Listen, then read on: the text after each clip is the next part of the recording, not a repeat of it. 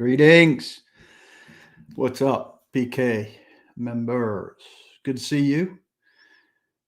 I'm sure you are still living large off Sunday night. The result in Los Angeles. I was at SoFi Stadium, quite a monument to stadium building excess. Saw lots of Titans fans there. Impressive numbers. So commend you guys on that. 7-2, first place in the AFC. Figured out a way without Henry, without much offense. A lot of great defensive plays. Simmons, Byard, Autry, Hooker, I thought was great. Not a lot of bad defense played in that game. Really impressive. Defensive tackle, you're talking about Jeffrey Simmons, not Aaron Donald. Really, really good. And now home for a couple of games. 2 at home, 1 on the road, and then the much needed bye week. So couldn't be in much better shape. Chris Jackson playing really well, Eric North points out. And look, the secondary, this is kind of fulfilling what we've seen from some other teams around the league, that if you've got a pass rush, you don't need Jalen Ramsey quality corners to survive in the secondary. And the consistent rush of Landry and Dupree, but particularly in this game, Simmons and Autry, allows corners who are not top flight, Jenkins, Jackson, who played really well, Molden, Jones, to do good work on really good guys, Cooper Kupp, Robert Woods, Van Jefferson, and for the Titans to not give Matt Stafford much time to look for those guys, or very good windows to make throws into. So terrific effort all around.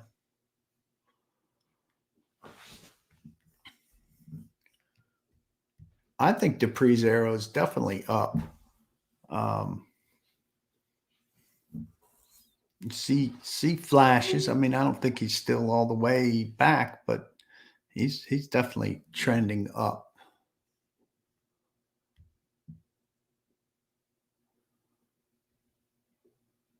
Shh, Jordan, let's not go crazy.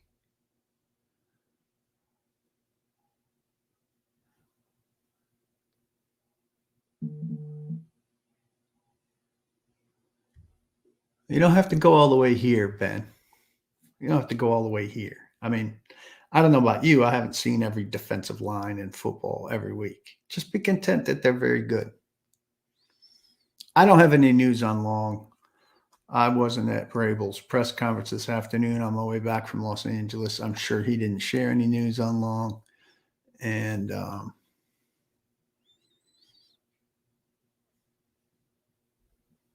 obviously, he'd be a bad guy for them to have hurt and missing any substantial time.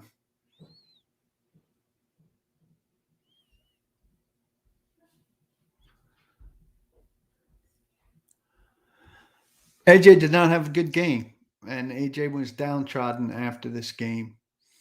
A couple third down drops, not what he caught 5 of 11 balls thrown his direction, and said that Jalen Ramsey won. So hopefully it goes up from there. He's not going to see any cornerback as good as Jalen Ramsey again this season. But you would have liked to have seen better, and he would have liked to have seen better in that matchup. Jalen Ramsey, I think Hutton on Outkick 360 had the numbers 2 and 4, 2 and 6, maybe against the Titans. So his teams don't get results against Tennessee, but he got the better in the head-to-head matchup in this game, and seemed to get into AJ's head a little bit.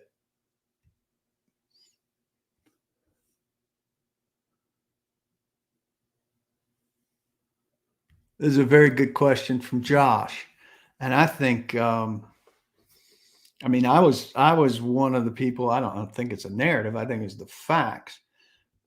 Last year, the number one problem with the defense was the players. Uh, you know, Jack Crawford's gone. Matt Dickerson's gone. Those guys stunk. Um, Danico Autry and Bud Dupree are significant upgrades over those guys, Autry over those guys. And then, you look at the outside linebackers. I mean, they were playing Clowney, who was bad, and um, Beasley, who had no interest in playing, and then Roberson and you know bad replacement parts on that outside linebacker opposite Landry, which is nothing like Dupree. And quite frankly, Adeni has been, you know, better than any of those guys. Um, I think Evans out of the lineup has allowed for better play. Frankly, Rice was fine. Jayon better. Um, Long is a starter this year. He wasn't last year. Better. Tier Tart better than what they had on the field most of the time last year. Hooker better than what they had on the field most of the time last year. Fulton, when he's been on the field, better than what they had on the field most of the time last year. But look, they had 19 sacks last year. They have 23 or 24 this year. That's all of last year, and that's in 9 games this year. I mean, certainly the coaching and the scheming is helping, but first and foremost, Vrabel's the one that says it, and he's right. First and foremost, it's about the players. They're better players this year, unquestionably.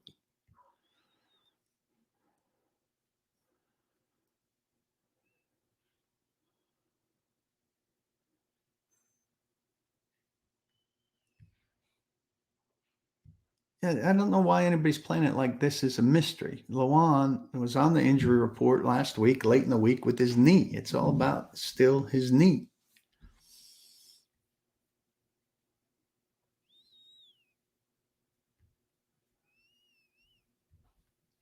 He doesn't have to share information on social media for us to know he's hurt. We saw him limp off the field.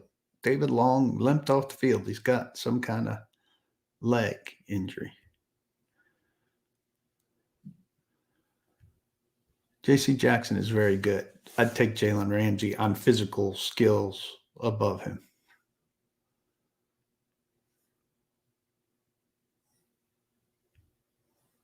Certainly looked like it last night, Jeffrey Simmons, in terms of a pass rusher.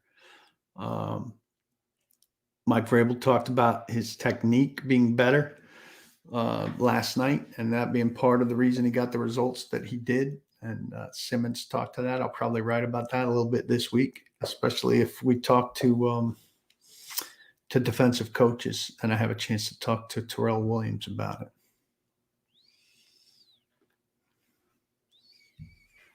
They didn't want to throw Ramsey out, so they tried to alter his earlier penalty so that the taunting penalty didn't result in him being thrown out for an accumulation of 2 penalties.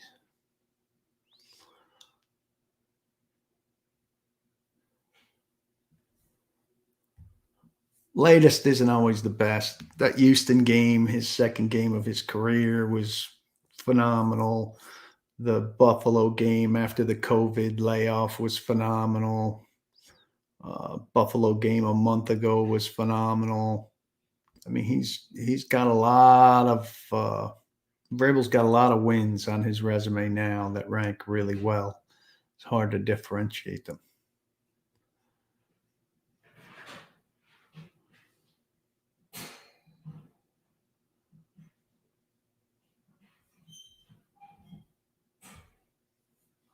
I mean,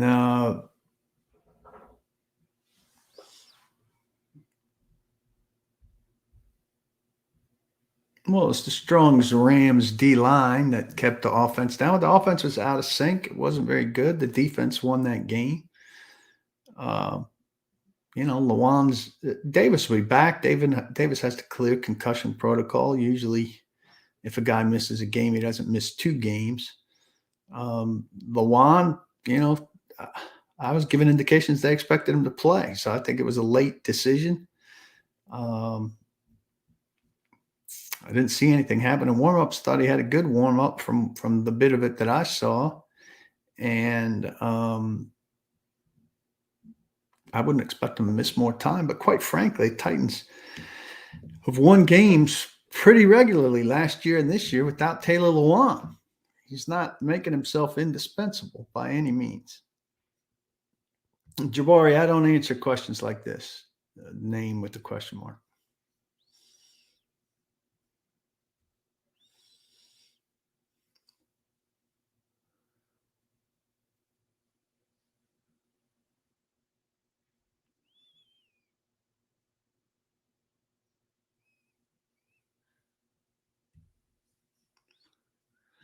I mean, that was a great rush, Patrick, but you have to also take into account that some of these players on the interior, and if you read Blake Bedingfield's scouting report ahead of this game, he said that Brian Allen and David Edwards were in the interior offensive line here, Austin Corbett, were problems for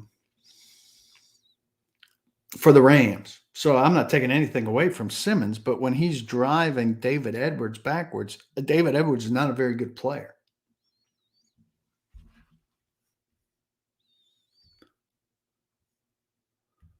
SoFi was very cool. It's too much. I mean, there's a huge covered plaza behind the stadium that I don't know what exactly the necessity of that is outside of adding an additional $1 billion.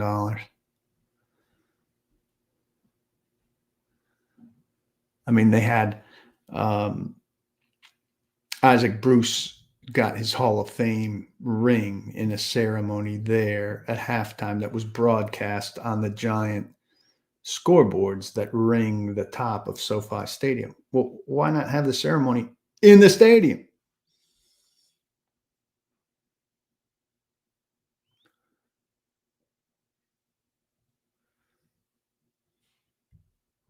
Yeah, Tannehill's making too many concerning throws.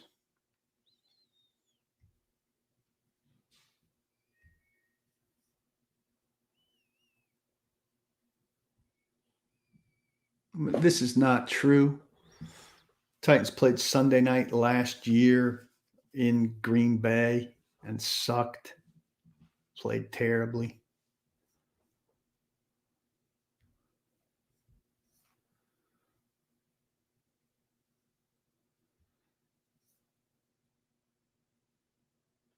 Yeah, I mean, if Firkser's being outplayed, then why do we need to see Firkser?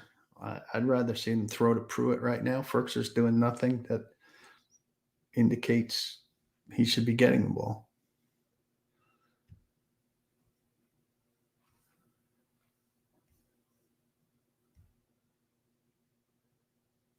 They're 7-2, Ed, and you get the 1 seed after 17 games. I'm confused by that.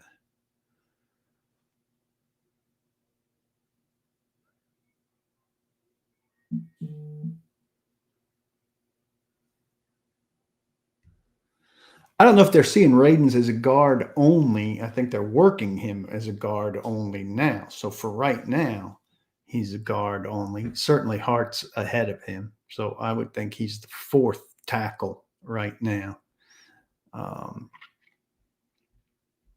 Right now, he is the 4th guard also. So he's the swing guy, or he's Saffold's backup, but not Davis's backup.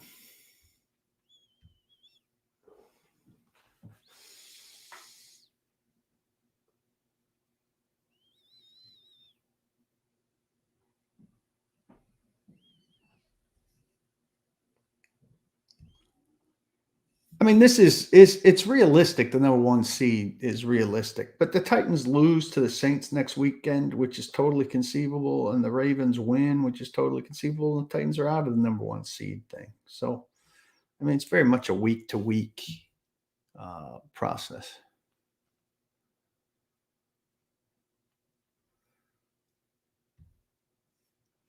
The NFL media is owned by the NFL. It's inherently a conflict of interest. Why do you think Ian Rappaport gets all the information he gets? It's from the NFL.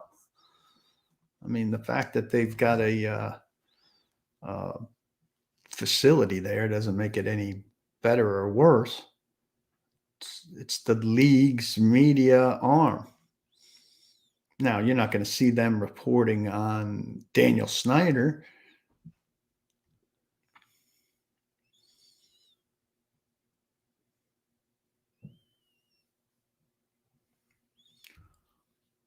A 6-2 finish to get down to 13-4, you would think would be right there for number one seed. 6-2 seems a little ambitious to me.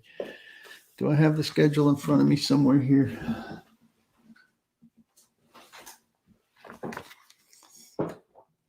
I mean, I would think that they're losing maybe to New Orleans, at New England, at Pittsburgh. I'd put them down for 3, probably.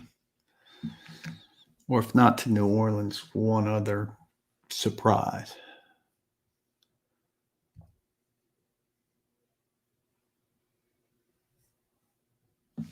I unfortunately was delayed. My flight was delayed, so I missed a good share of 360. I was only there for the last 45 minutes. So I don't know how much they talked about Aaron Rodgers. We talked about it last week. I mean, I think the guy's become a crazy drama queen. I don't care what you think about the medical situation. The guy lied, and he's not playing by the same rules as everybody else. I think that's bullshit.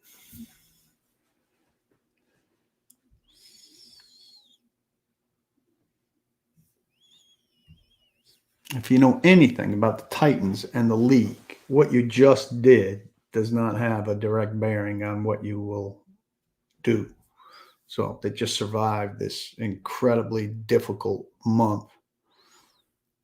At some point, there will be a letdown. Buffalo just lost to Jacksonville. The Titans have lost to the Jets.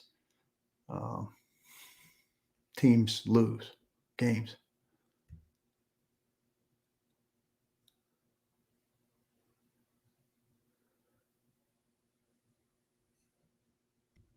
He didn't play any defense. Monty Rice didn't play any defense outside of special teams. So he didn't look serviceable on defense because he didn't play any defense.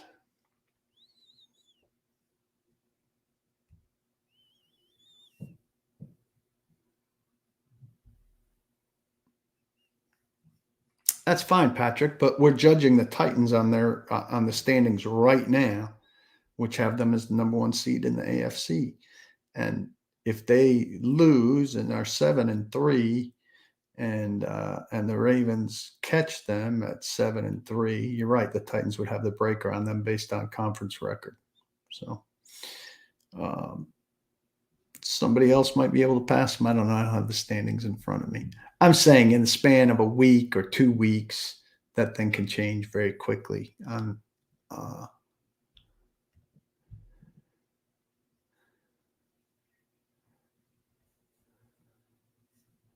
What else we got?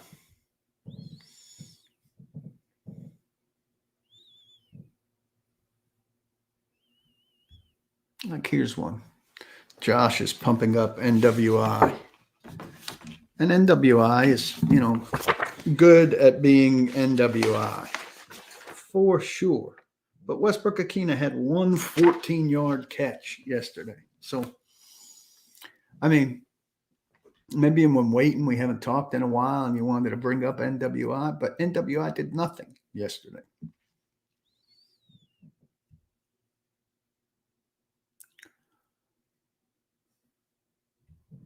I mean, this is the case for any good team halfway through the season, Juan.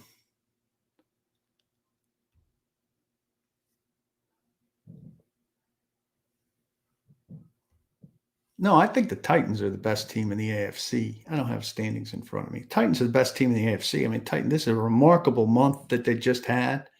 Ridiculous. Their ability to find a way to win with the deficiencies that they have is really impressive.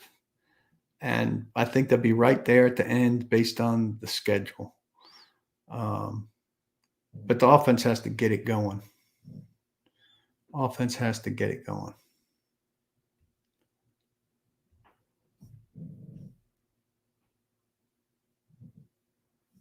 Everybody's benefiting from the pass rush, but Chris Jackson definitely looked pretty good.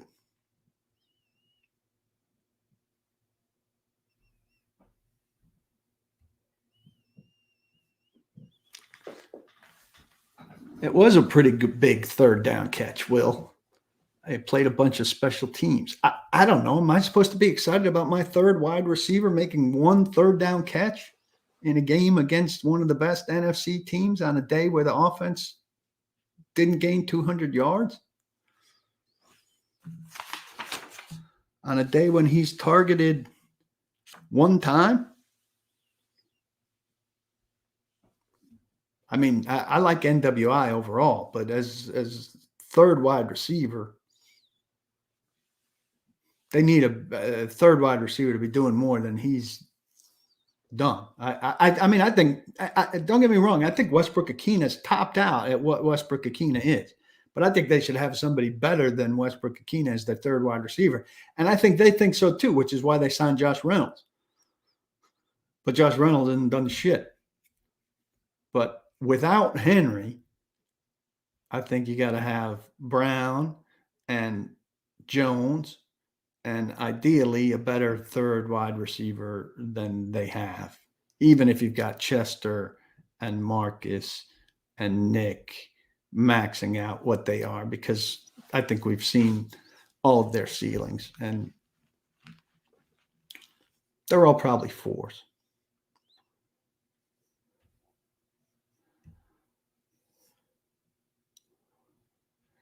He's heading towards the top there. Vrabel's heading towards the top.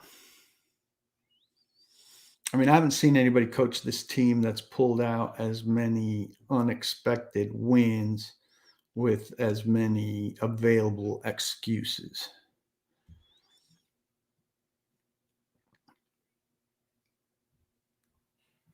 If he's ready to play, he'll play. They're not going to hold him out because the bench is playing well. I would think that Fulton is getting close.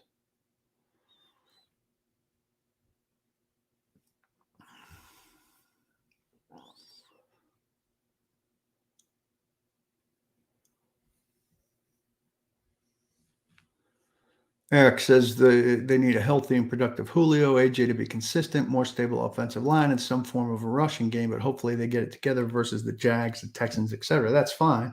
But then when the playoffs roll around, they're not going to get the Jags, the Texans, or whoever.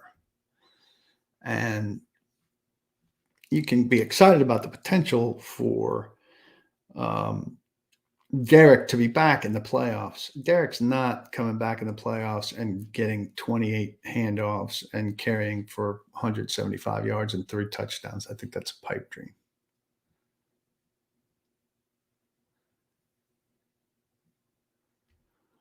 I mean, it's amazing here, Stephen, looking for a defensive MVP, actually has some choices, right?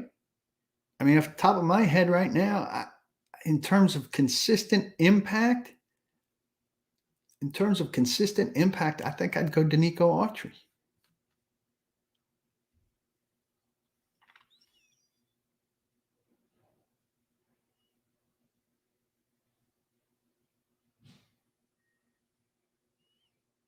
Kevin Byard could be right there too, by the way. You look in Dallas and there's Byard has 5 interceptions. How many interceptions does the corner in Dallas have? I don't think Byard's getting ahead of him unless Dallas really tanks it. All right, a couple more and we'll get out of here. Good group tonight. Appreciate you guys coming in.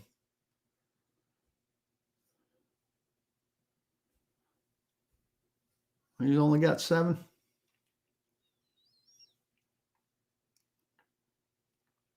chance maybe for Byard.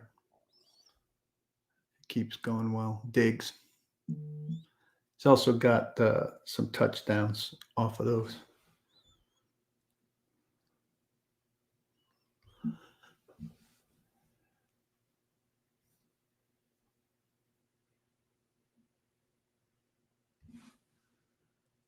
I did not see this report, and I will go look for it as soon as we're done.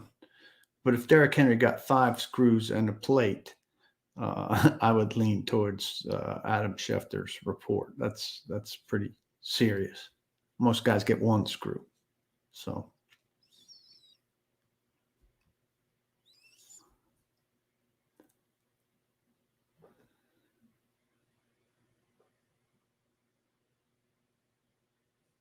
Foreman looked good. I don't know. Has J-Rob done a great job with the roster, or is Vrabel doing wonders with what he's got? I mean, there was no backup running back on the roster. They just had to go out and get 2 running backs. So he did a good job conceivably going out and getting 2 running backs who can fill the holes. But why didn't they have a backup running back on the roster? I mean, Quessenberry is not a good right tackle. Radens looks like a horrible draft pick. You can't foresee Farley getting hurt, but to keep drafting guys with injury history, huge props for Autry, who is an excellent free agent addition, but Josh Reynolds has no interest in playing. It doesn't look like. So I don't know if there's a parade to be had for John Robinson on this roster. I mean, they made it better. It's better, but they missed some opportunities to really solidify some things. Offensive line, for sure. 2 years of drafts that haven't been helpful enough. 2019, very good draft.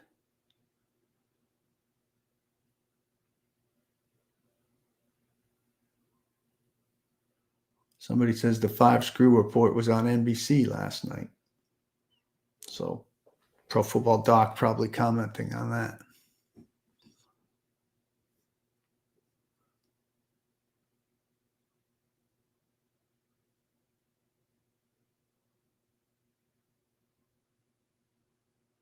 Yeah, I talked a little about Lewan. You could see at the beginning. I don't think there's going to be a number 1 back. I mean, Foreman looked better than Peterson last night, but those guys are going to take the bulk of 1st and 2nd down, and then McNichols will do what McNichols has done on 3rd down. I don't think they need to force carries to McNichols on 1st and 2nd down. Vrabel and Robinson signed 5-year deals that sync up. 2022 will be the last year of those deals. I think they'll both get extended during the offseason.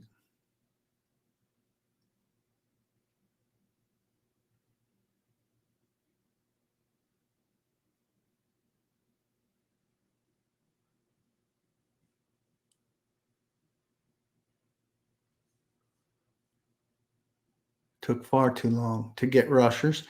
And look, it took too long for Landry to develop into a finisher. So, that's on Landry and on the coaches. But,